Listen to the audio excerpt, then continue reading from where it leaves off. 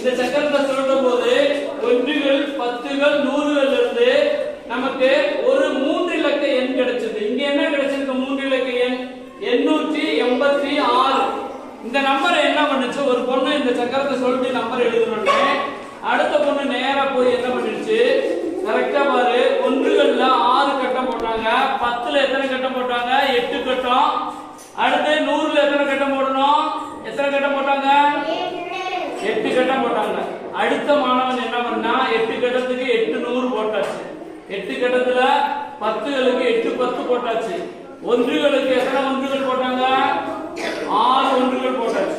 அடுத்த மாணவன் என்ன பண்ணா? போய் எவ்வளவு நம்பருங்கிறத கரெக்டா சொல்லி அவங்களுக்கு கிடைச்ச நம்பரையும் சொல்லியாச்சு.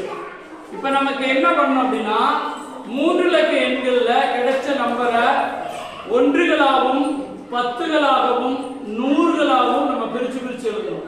ஆமாவா இல்லையா? உங்களுக்கு ஒரு 300 ஒரு நம்பர் சொன்னா அதை ஒன்றுகளா பத்துகளா பிரிச்சு சொல்ல முடியுமா? கேக்குதா சார்? கேக்குதா? சொல்ல முடியுமான்னு பார்க்கலாமா? யார் சொல்றீங்க? இந்த 2 டீம்ல யார் சொல்றீங்கன்னு பார்க்கலாமா? ஓகே. 243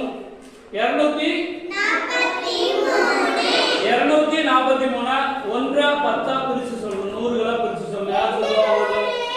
எந்திரிச்சு சொல்லுங்க, எந்திரிச்சு சொல்லுங்க. 4 10 1 4 அச்சி 4 1 244ங்கறதுல 200 4 10 4 100. சரி, நீங்க இன்னொரு நம்பர் சொல்றேன். 363. நல்லா கவனிக்கணும், நம்பர் சொல்றத கவனிக்கல வச்சுக்கணும்.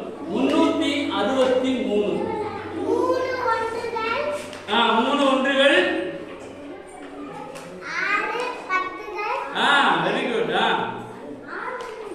3 நூறுகள். சூப்பர், கை தட்டுங்க. இன்னொரு நம்பர் சொல்லுங்க, கவனிக்கணும் பார்க்கலாம். 290 200 அவ்வளவு ஒன்றுகள் இருக்காங்க. 520 2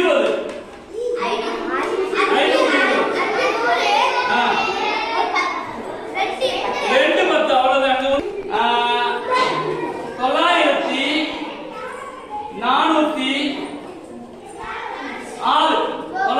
90406